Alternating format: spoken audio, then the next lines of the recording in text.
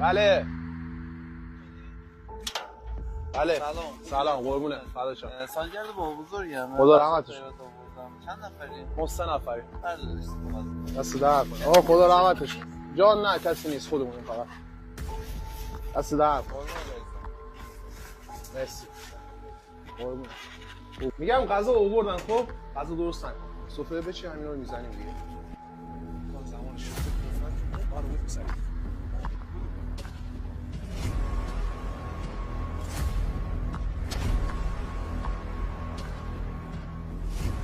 آقا بیوشم طلا زنه در بیا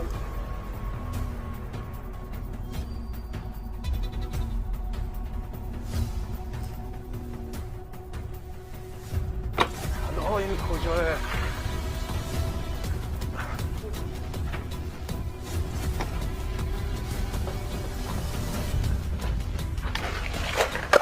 طلا رو پیدا کنم برید